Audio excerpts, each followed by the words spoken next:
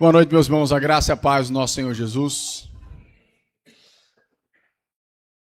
Na última ceia, na noite em que Jesus seria traído, Jesus aparece com a bacia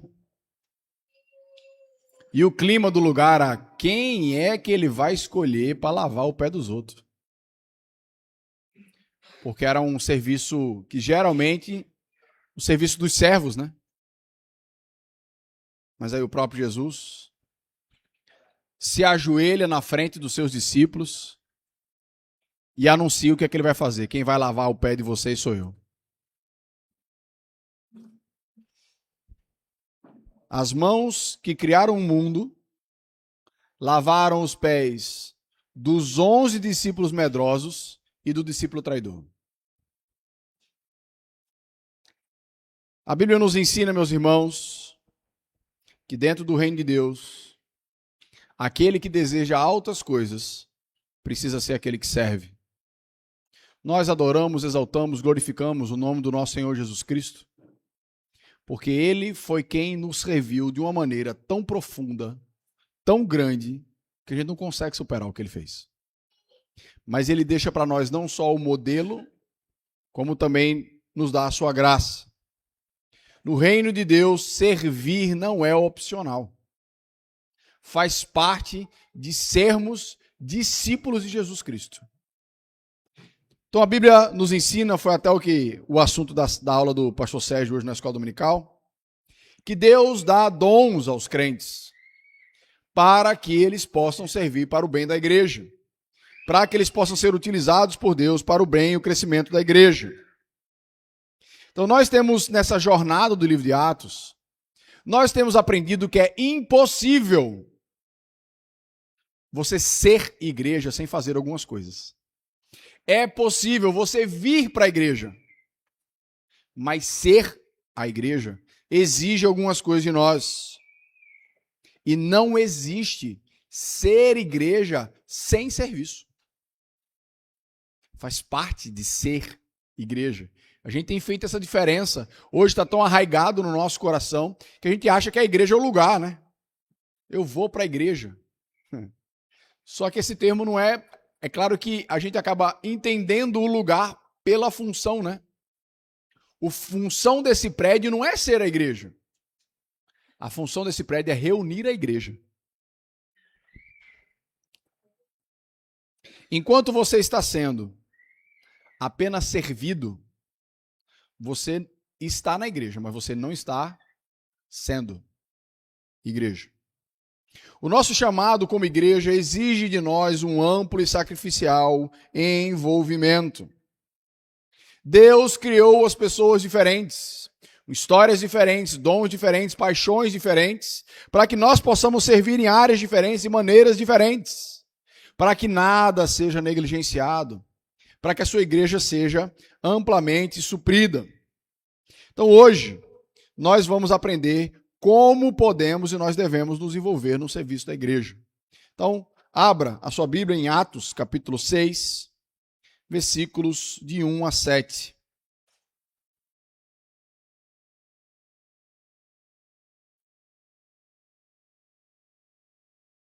Atos 6, versículos de 1 a 7.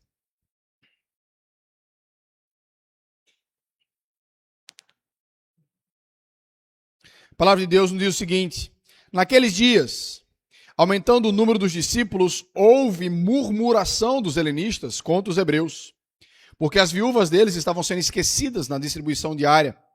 Então os 12 convocaram a comunidade dos discípulos e disseram: não é correto que nós abandonemos a palavra de Deus para servir às mesas. Por isso, irmãos, escolham entre vocês 7 homens de boa reputação, cheios do Espírito e de sabedoria, para encarregarmos desse serviço. Quanto a nós, nos consagraremos à oração e ao ministério da palavra. O parecer agradou a todos. Então elegeram Estevão, homem cheio de fé e do Espírito Santo, Filipe, Prócoro, Nicanor, Timão, Parmenas e Nicolau, prosélito de Antioquia. Apresentaram esses homens aos apóstolos que, orando, lhes impuseram as mãos. A palavra de Deus crescia e em Jerusalém o número de discípulos aumentava. também um grande grupo de sacerdotes obedecia à fé. Vamos orar. Senhor, nosso Deus, nosso amado Pai, nós clamamos, Senhor Deus, nessa noite. O Senhor possa estar abrindo o nosso entendimento, o nosso coração, para estar compreendendo, ó Pai, a Tua Sagrada Escritura. Te agradecemos, ó Pai, porque ela é riquíssima e nos instruir em cada detalhe da vida para nos encher da Tua sabedoria, para nos dar o caminho correto, ó Pai, que nós devemos seguir. Nos ajuda, Senhor Deus, a estar diante do espelho da Tua Palavra, a gente poder estar enxergando aquilo que o Senhor nos desafia, que o Senhor nos convoca a ser. Nos ajuda, Senhor Deus, a sermos discípulos que alegram o Teu coração. Em nome do Teu Filho amado Jesus. Amém. Meus irmãos, a igreja, até esse momento aqui, ela estava restrita a Jerusalém. De Atos 1 até o Atos capítulo 6, nós não temos nenhum registro de que a igreja estava já alcançando outros lugares, né? Jesus havia dito isso. Só esperem em Jerusalém que vocês receberão poder do Espírito Santo para serem minhas testemunhas em Jerusalém, na Judéia, na Samaria e até os confins da terra. É como se eles ainda estivessem na primeira etapa do processo. Eles ainda estavam ali em Jerusalém. E a gente vem vindo que cada capítulo ele começa com essa frase que vem se repetindo, né? O texto começa e termina do mesmo jeito. Naquele dia, aumentando o número de discípulos. Quando a gente chega no final do texto, ele fala, a palavra de Deus crescia e o número de discípulos aumentava.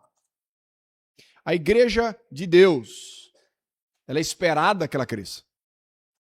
Se a igreja for a igreja, é esperado que ela cresça. É natural.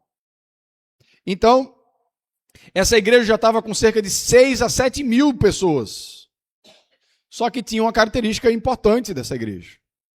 Eles não tinham um estádio para reunir 6 mil, 7 mil pessoas. Essa igreja se reunia em casas. Então, até aqui, nós vemos algumas dificuldades que eles viram, perseguição que eles enfrentaram por parte do Sinédrio, viram problemas internos dentro da igreja. Mas o que está marcando a igreja é que os crentes estavam cheios do Espírito Santo. Os crentes estavam testemunhando de Jesus Cristo, é por isso que a igreja estava crescendo. Os crentes estavam se dedicando na oração unanimemente. Os crentes estavam com fome, com sede de aprender da palavra de Deus, da doutrina. Os crentes estavam partilhando a vida, a tal ponto que estavam dispostos a vender o que eles tinham para poder saciar a necessidade uns dos outros. Como em qualquer comunidade, meus irmãos, que cresce muito e rápido, pequenos problemas se tornam grandes, né? Quando a gente vai juntando um monte de pessoas, as coisas vão se avolumando, né? É o conhecido como problema de sucesso. Imagine para você o que é espalhar 100 cadeiras, aqui 120 cadeiras para o culto começar. Uma pessoa faz isso, mas se fossem 7 mil cadeiras, aí já é outra estrutura. Demanda uma logística gigantesca só para botar cadeira e recolher cadeira. Então, quando as coisas vão avolumando, né, problemas diferentes vão surgindo. Então, até aqui, os 12 apóstolos, já contando com Matias, né, eram os responsáveis pela pregação do evangelho, o discipulado dos novos crentes, receber as ofertas e gerenciar essas ofertas para cuidar dos necessitados da igreja. Os 3 pilares iniciais da igreja eram esses aí, a responsabilidade dos apóstolos. Mas essa igreja estava muito grande e ela se reunia em inúmeras casas. Então começou a acontecer um problema. É difícil, numa realidade de igreja assim, você saber tudo o que está acontecendo. Com fulana, com cicrana, com Zefinha, com Maria, com Ruth. Meus irmãos, as viúvas, naquela época, eram necessariamente pessoas pobres e necessitadas. Numa cultura onde todo ganho está associado exclusivamente à vida do homem. Quando você tinha uma viúva, sem filhos, sem parentes, ou as pessoas ajudavam ela, ou ela morria literalmente de fome.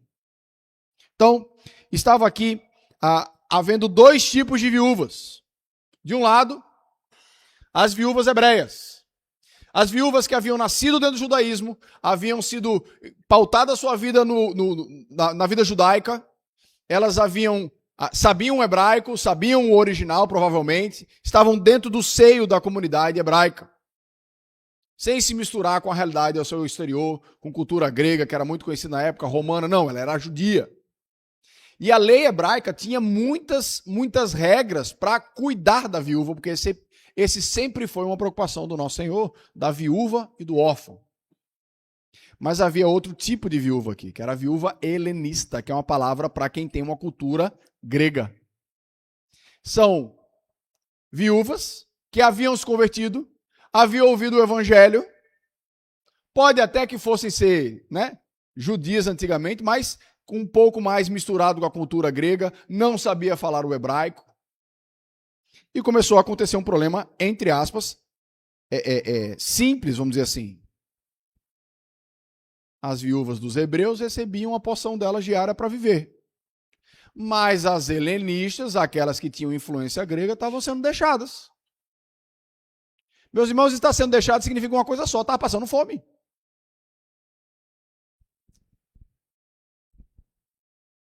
A Bíblia não diz muito detalhes disso, mas uma coisa que a gente sabe é que as viúvas helenistas eram minoria. A maioria era judia. A igreja ela começa, acima de tudo, inicialmente, como um movimento hebreu, vindo de dentro do judaísmo.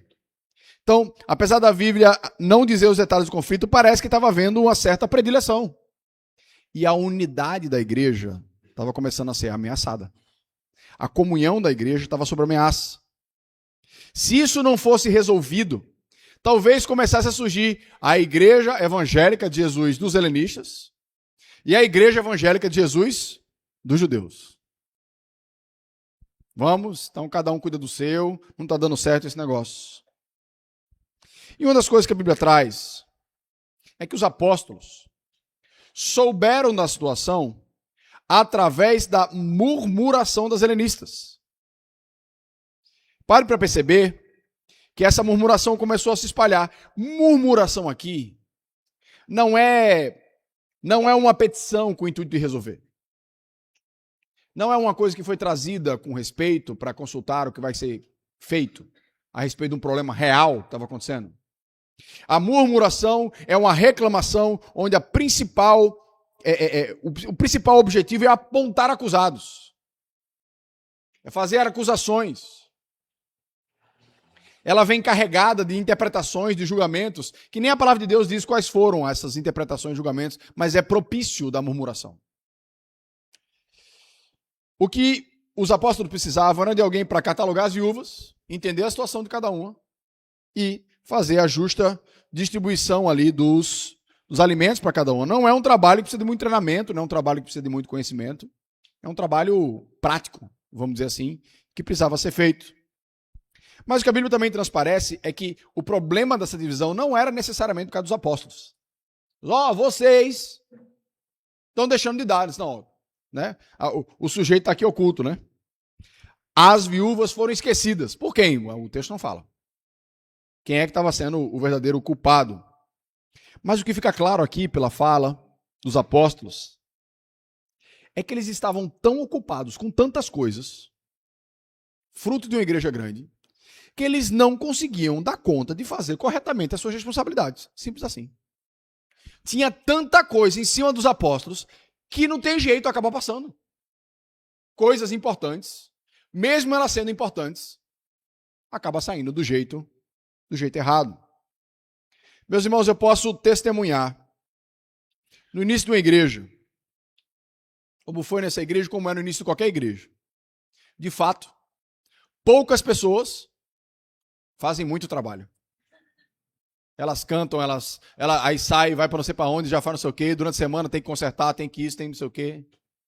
Tem que pintar, tem que consertar a hidráulica que quebrou, tem que a luz que queimou, e que não sei o que está dando curto, e que tem que visitar fulano, e que tem que preparar sermão.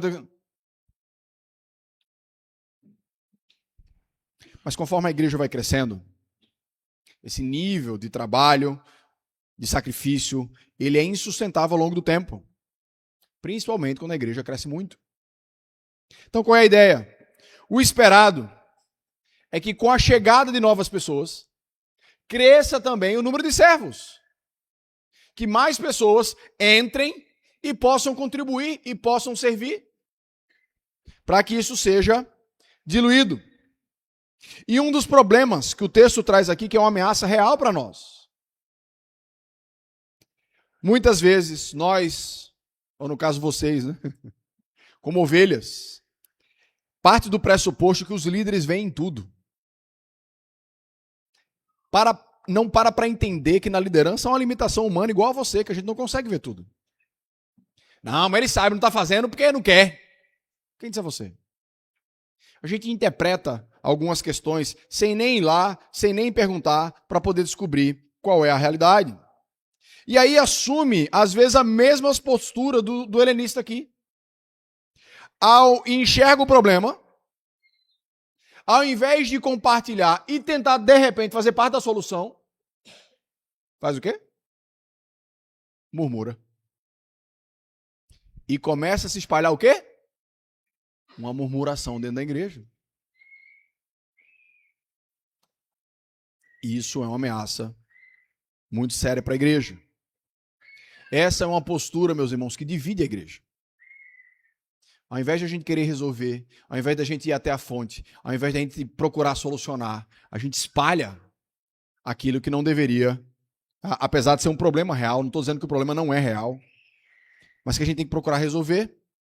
Nós precisamos compreender que nós estamos batalhando por um propósito único.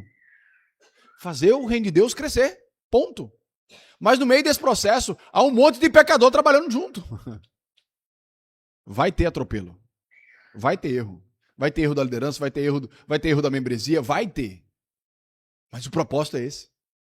O nosso foco é esse. Então, nós precisamos, a partir dessa experiência, aprender com o início da igreja. Que nós precisamos ter menos julgamento. Nós precisamos ter mais comunicação e mais envolvimento. Porque para pensar. A nossa murmuração, às vezes, é de quem está de fora. Porque eu estou na igreja. Eu não sou a igreja. E é importante a gente viver isso. Porque quando você está no seu corpo e uma parte do seu corpo está doendo, você não fica, esse braço está fogo. Esse braço não para de doer. Vai, braço, para de doer. Você vai atrás para tentar resolver, reclamar com o teu braço, não vai fazer nada. A Bíblia traz essa ilustração ali em Coríntios, que nós somos um corpo. Funções diferentes. Deus colocou cada um em funções diferentes, mas nós estamos no mesmo corpo. E essa noção, essa vivência precisa estar no nosso coração para que a gente caminhe sem prejudicar a unidade da igreja produzida pelo Espírito Santo de Deus. Os apóstolos fizeram bem.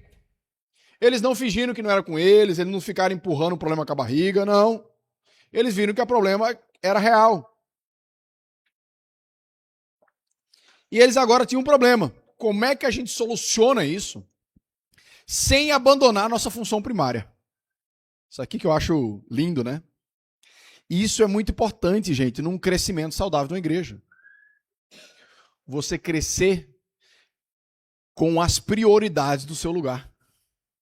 Bem estabelecidas. Tem coisas que a gente não vai tirar daqui, não importa o custo.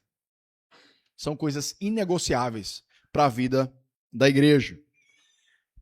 Então, apesar daqui no texto a gente não vê os apóstolos chamando assim, vocês vão eleger diáconos, né? Mas é aqui que surge esse ofício. É aqui que surge esse papel tão importante dentro da igreja. E aqui, é claro que no português a gente não consegue compreender, mas eu vou ajudar você um pouquinho. A palavra diaconia aparece 3 vezes aqui nesse texto.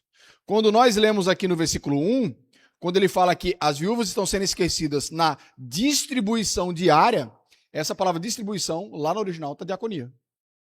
Quando você chega também aqui no versículo 2, que fala que os apóstolos falam, nós não abandonaremos a palavra de Deus para a diaconia das mesas, para servir as mesas.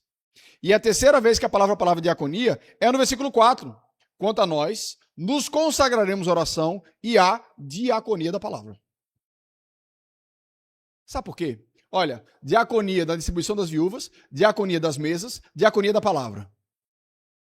Porque a palavra diácono, a palavra diaconia significa serviço.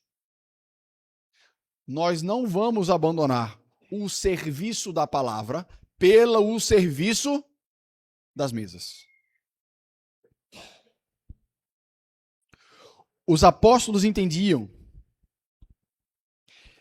que numa questão de prioridades, eles não foram chamados por Deus para a diaconia das viúvas.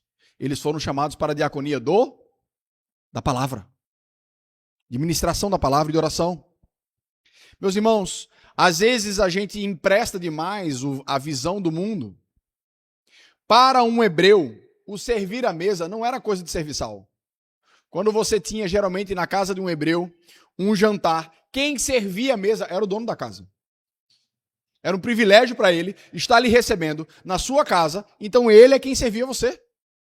Então pare para entender que servir a mesa não é um trabalho chulo, não é um trabalho que não tem valor, não é um trabalho humilhante. É um trabalho importante, com sua dignidade, contudo, diferente. Então a questão não é uma questão de importância, mas de prioridade. Os apóstolos estavam dizendo, nós entendemos que cuidar das viúvas é um trabalho importante, mas a nossa prioridade é a oração e a pregação da palavra. Meus irmãos, os apóstolos e os líderes, presbíteros, pastores, eles correm um risco constante de se envolver tanto com questões físicas, mais necessárias, elas são necessárias, que acabam se desviando da sua prioridade. Para você estar aqui hoje cultuando, muita coisa teve que acontecer. Muito trabalho, muito serviço para que o espaço pudesse estar recebível para a igreja vir. E esse é um desafio de uma igreja centrada. Nós cuidarmos das necessidades físicas das pessoas, nós cuidarmos das necessidades estruturais do local onde a gente se reúne, nós cuidarmos das questões administrativas da igreja, sem abandonar a prioridade da pregação da palavra e da oração. O maior propósito da igreja não é ter um prédio impecável. O maior propósito da igreja não é saciar a fome do mundo. Essas coisas são importantes. São. Mas não é a prioridade. Aqui, meus irmãos, nós encontramos um pouco da diferença do trabalho do presbítero e do diácono. A Bíblia vai destrinchando essas funções. Aquele que deseja ser presbítero, dentre outras questões, que a Bíblia está dizendo é, acima de tudo, nós nos ocupamos com o ministério da palavra e com a oração. Esse é o foco. E o diácono, ele se ocupa com as necessidades físicas dos necessitados, do local administrativo. Meus irmãos, os diáconos fazem um trabalho imprescindível. Eu não tenho a mínima noção do que é que Humberto coloca dentro da cesta básica. Eu só sei da necessidade que o irmãozinho está precisando de cesta básica. Humberto vai lá, ele compra, faz a cesta e entrega. Isso é um trabalho corriqueiro da nossa igreja, que você não conhece, a não ser que você receba a cesta básica. Aí você conhece bem.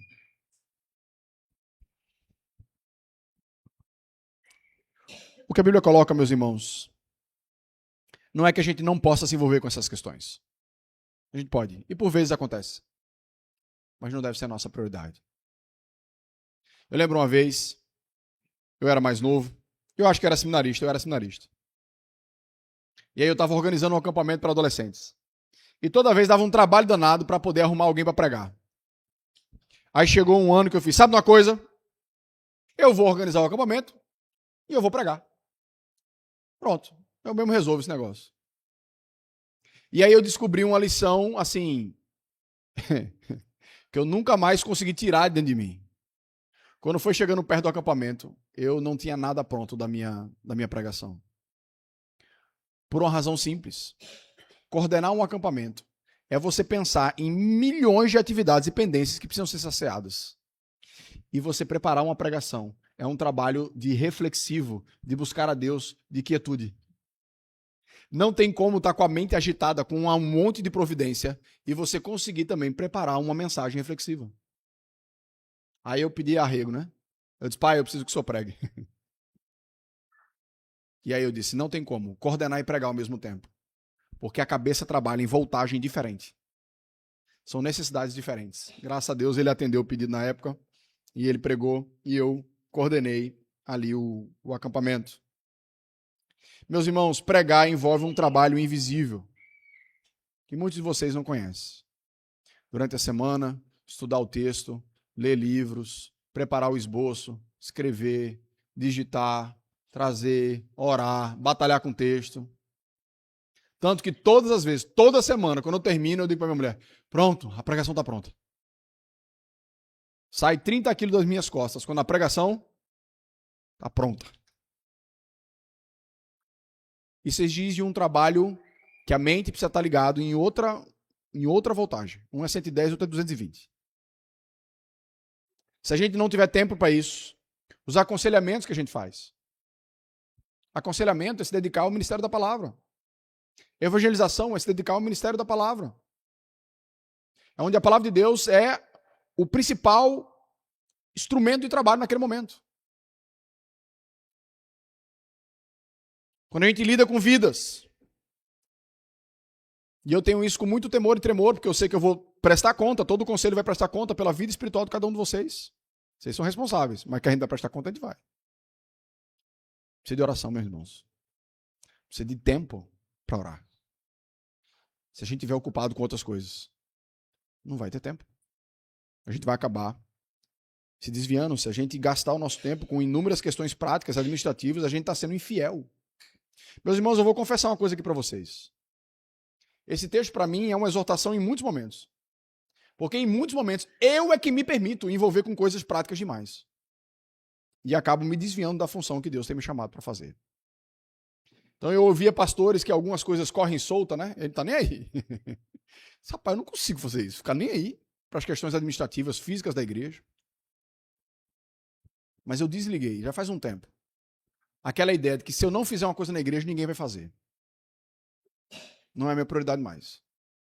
Minha prioridade é me dedicar ao ministério da palavra de Deus. Só que tem que acontecer uma coisa, né? Tem que ter gente que diz, não, pastor, me dê aqui, a gente faz.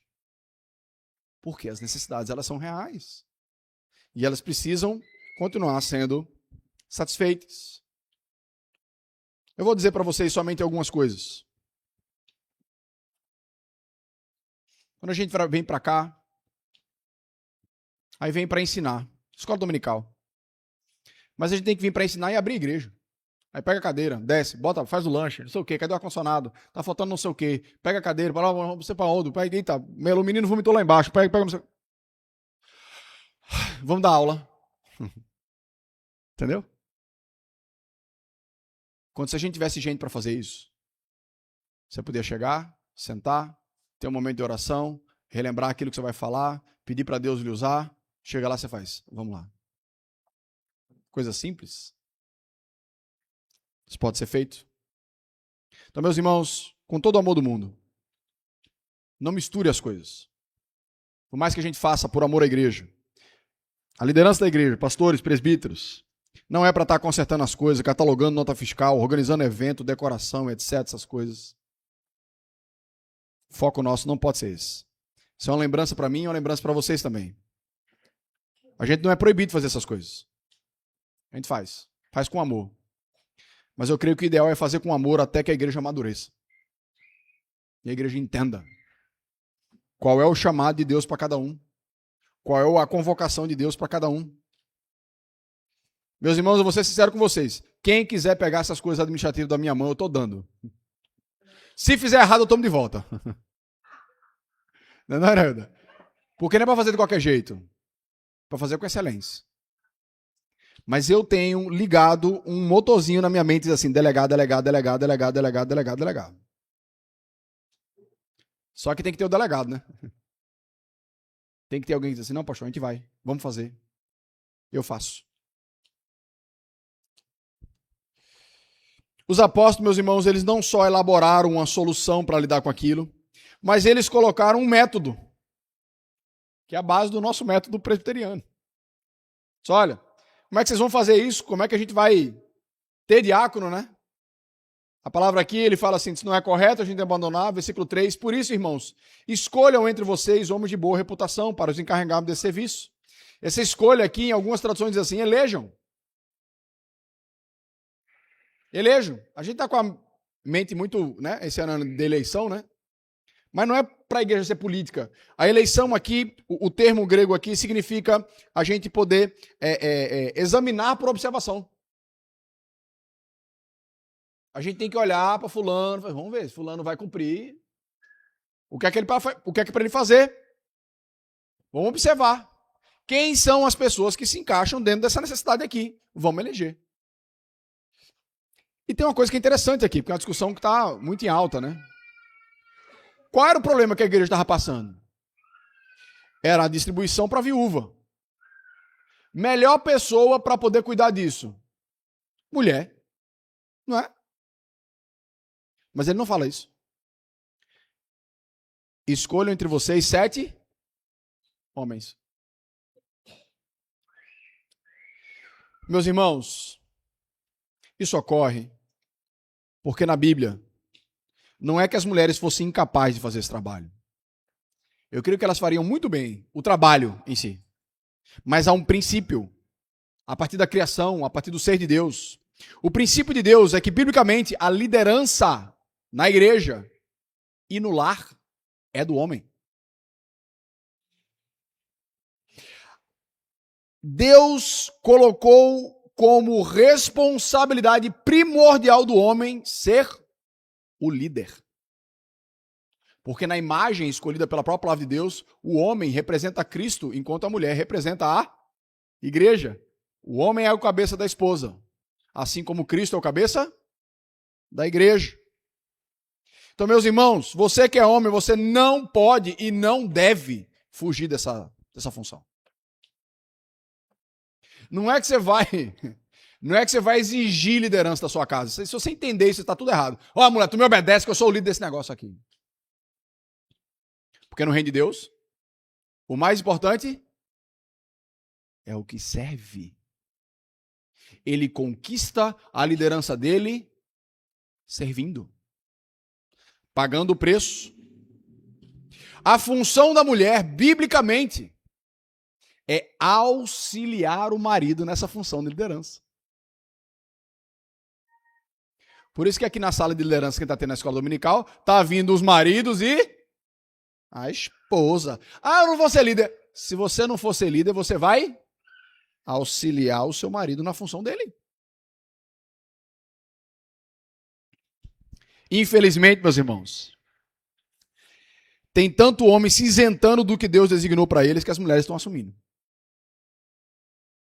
Porque chega uma hora que aquilo precisa ser feito e os homens estão correndo. A mulher vai assumir. Geralmente, quando o casal se separa, o que acontece? Quem assume a liderança da casa é a mulher. É a mulher que fica trabalhando, é a mulher que fica com os filhos, é ela que dá conta de tudo. Está errado.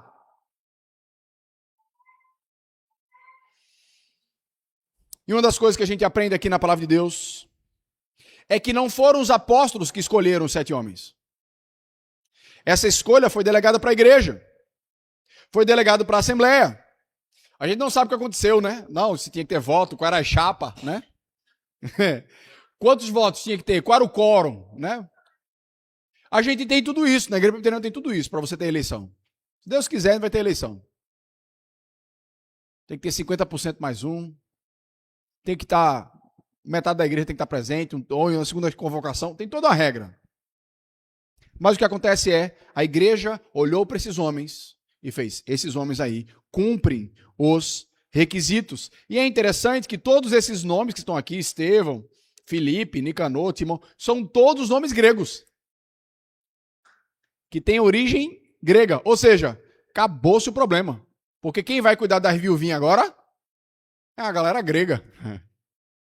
Se vocês vão achar que vai ter divisão aqui, até uma sabedoria da igreja, né? Se eles vão agora cuidar disso aí para todo mundo, para hebreu e para helenista, vai ser eles que vão cuidar dessa perspectiva. E os apóstolos colocam 3 requisitos para esses homens. 7 homens de boa reputação, cheios do Espírito e de sabedoria. Meus irmãos, para lidar com dinheiro, lembre-se, a galera estava vendendo propriedade, botando nos pés dos apóstolos para cuidar das necessidades.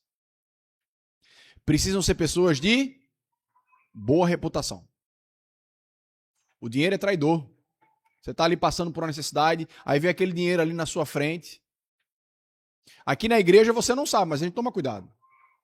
O dinheiro que é depositado aqui na oferta, 2 pessoas, necessariamente 2 pessoas, leva esse dinheiro e faz a contabilidade. Para que ninguém caia em tentação. Um está vigiando o outro ali. Para que o dinheiro dado no altar em adoração ao Senhor possa ir para o seu destino correto, sem qualquer desvio.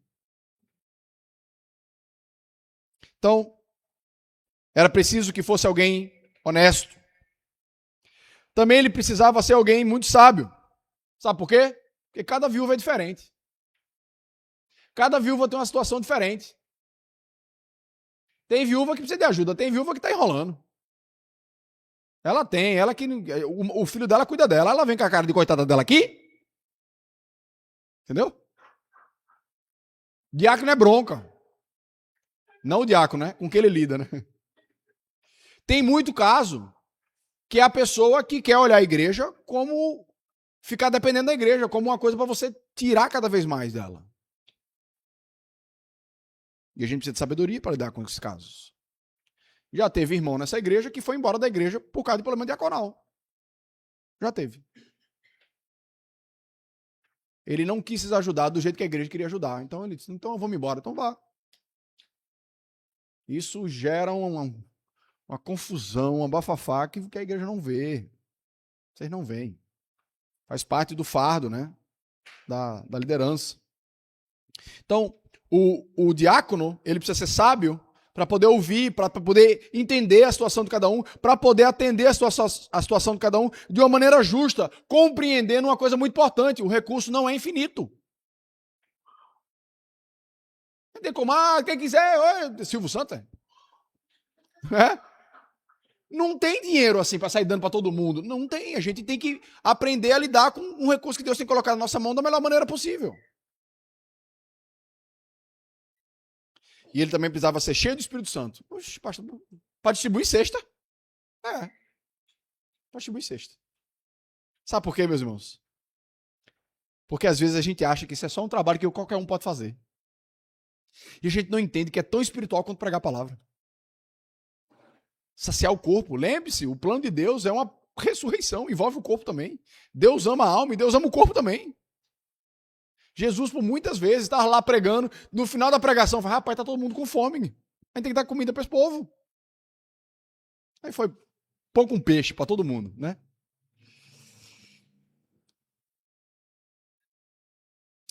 Meus irmãos, ter boa reputação, ser cheio do Espírito Santo e ter sabedoria, na verdade, é requisito para qualquer um que quer servir a Deus. Você não pode servir a Deus se você não tiver boa reputação. Você não pode servir a Deus se você não estiver cheio de Espírito Santo. Você não pode servir a Deus se você não for sábio. Você precisa buscar essas coisas. O que os apóstolos deixam claro aqui é o que os líderes precisam ser. E quando você vê a lista, lá em 1 Timóteo, capítulo 3, lá em Tito, dos presbíteros e diáconos, a grande quantidade de requisitos para o presbítero e diácono são requisitos do que ele deve ser. Porque nós servimos muito mais com aquilo que nós somos do que com aquilo que nós fazemos. Ser modelo é a principal função do líder. Modelo no lar e na igreja.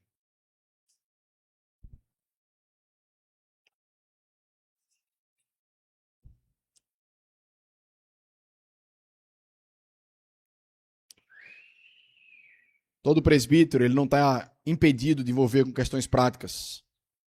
Nem o diácono está proibido de se envolver com oração e pregação. Evangelismo, eu não vou não, viu? Porque eu sou diácono. Vai ter viúva no evangelismo? Isso é tão fácil de quebrar que quando a gente chegar aqui, no próximo texto, né, que vai ser o pastor Sérgio que vai trazer, já vai trazer Estevão. que é o primeiro da lista aqui. Estevão pregando o evangelho. O primeiro mártir da igreja era um diácono. Cuidado, você quer ser diácono? Filipe. Depois de Estevão vem a história de Filipe. Diácono também. Foi quem plantou a igreja em Samaria. Foi ele que saiu de Jerusalém. Então, uma coisa não impede da outra. Mas a gente precisa entender as prioridades. E aí eles escolhem, chegam nesses 7, e aí chega no momento bacana aqui, no versículo 6.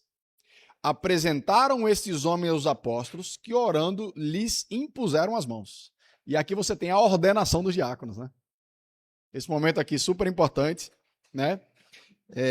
Essa figura, né, de impor as mãos, é uma figura de que quem já recebeu o poder e a autoridade da liderança agora está compartilhando. É por isso que na igreja presbiteriana nós só reconhecemos os 2 ofícios: presbítero, diácono, pastor e o pastor. É presbítero, viu, gente?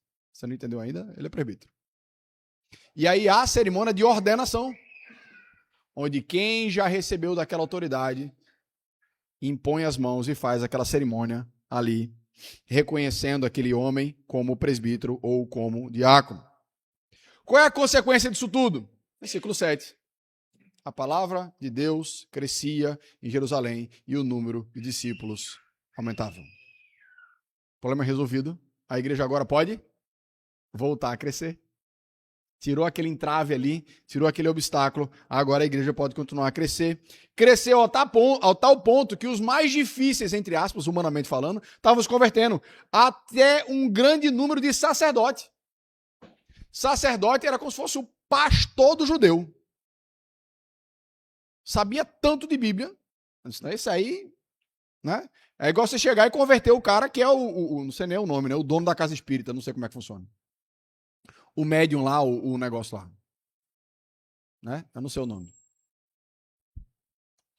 Meus irmãos, esse texto traz para nós algumas lições muito importantes. O primeiro deles é que Jesus é o nosso modelo maior de servo. Quando a gente fala sobre servir as mesas, né? Você lembra que Jesus Cristo, quando chegou na ceia, ele fez o quê? Ele partiu o pão, deu aos discípulos, ele distribuiu o cálice. Jesus ali também estava na diaconia das mesas, na diaconia da palavra. Jesus é o modelo de todos os servos unidos. Ele cumpre, né, todos os ofícios. E ele quis nos mostrar uma coisa muito importante. Não existe trabalho simples demais para nós fazermos. Eu tive uma lição uma vez na vida, quando eu era jovem. A gente estava num acampamento de jovens e adolescentes. E tinha um presbítero, que era meu tio, que ele estava responsável pelo evento. E estava uma confusão danada lá na casa que a gente estava hospedado, porque todos os esgotos estavam retornando. Vê que coisa boa. E aí descobriu-se que a caixa da fossa estava lotada. E aí eu presenciei a cena. O coordenador do acampamento, um homem que eu tenho como um dos meus mentores de liderança, botou um saco de lixo e entrou dentro da fossa para limpar a fossa. Aquele que quer ser o mais importante é o que serve. Aquele trabalho era importante. Senão todo o resto do acampamento não ia funcionar. Pastor Sérgio disse que são as 2 asas do avião. Ação social, pregação da palavra de Deus. A igreja não pode se isentar de uma em detrimento da outra. Se nós pregarmos o evangelho sem se importar com as necessidades físicas das pessoas, é hipocrisia da nossa parte. Você tem uma necessidade ali que precisa ser satisfeita, você tem poder para satisfazer ou pelo menos aliviar. Não, só estou preocupado com a alma. Mas ao mesmo tempo, você cuidar da necessidade física, que você sacia hoje e amanhã ela está de volta. Sem alimentar a alma, É um desperdício. Porque cantamos hoje, quem dessa água beber, nunca mais terá sede. Porque quando uma pessoa encontra com Cristo Jesus, ela é transformada pelo Evangelho, ela se torna cristã, ela começa a fazer parte da igreja. O ideal da igreja é assim, agora você faz parte de uma família. Mesmo que você passe por necessidade, a gente vai estar junto com você para aliviar e para lhe ajudar. Ela é suprida espiritualmente e materialmente nas suas necessidades. Meus irmãos, na nossa igreja nós temos apenas 2 diáconos. Desde o começo. Estamos comemorando, daqui a 15 dias, 3 anos de igreja. Nós temos 2 diáconos. O diácono Humberto, ele cuida de toda a parte física da igreja. Tudo que ele pode, né? Se precisar consertar um gesso, né, Humberto? É a especialidade dele. Faça não, viu? Parte de cesta básica é com Humberto. Uma medicação é com Humberto. E o nosso diácono Guilherme cuida de toda a parte financeira da igreja. Zeloso, zeloso. Para ficar tudo bonitinho. E ele quem fecha a igreja.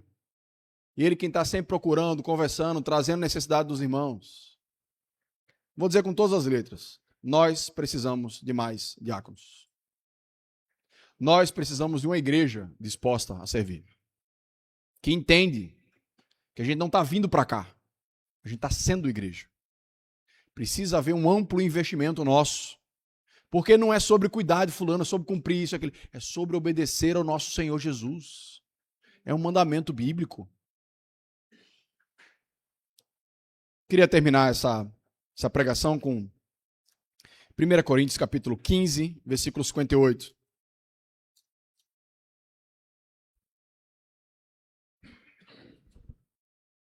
Primeira Coríntios capítulo 15, versículo 58.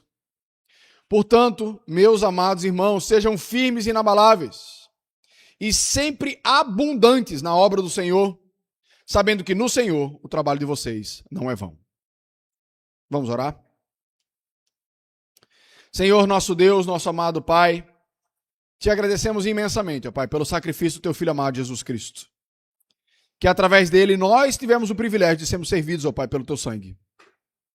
Te agradecemos, ó Pai, pelos diáconos dessa igreja, que tem se dedicado, ó Pai, desde o começo, Senhor Deus, dividindo a sua vida entre o seu cuidado com a sua família, seu trabalho secular e servindo a igreja com alegria, com abnegação. Suscita, ó Pai, em nosso meio o desejo, a convicção que esse é o teu chamado para a nossa vida, Senhor, para te servir mais, para aceitar o desafio que o Senhor tem colocado no nosso coração e que muitas vezes a gente fica tentando colocar empecilho. Que nós tenhamos alegria, ó Pai, no serviço a Ti, Senhor. Nos tira, ó Pai, nos tira da periferia, Senhor. Nos ajuda a encarar o desafio de fazer parte da Tua igreja com unhas e com dentes, Senhor Deus. Porque foi isso que o Senhor fizesse por nós. O Senhor enfrentou a humilhação, o Senhor enfrentou, Senhor Deus, o escárnio, a dor, a privação, para que nós hoje podemos ter comunhão contigo, Senhor. Que a nossa igreja ame o necessitado. Que a nossa igreja ame a Tua palavra, Senhor. Em nome do Teu Filho amado Jesus. Amém.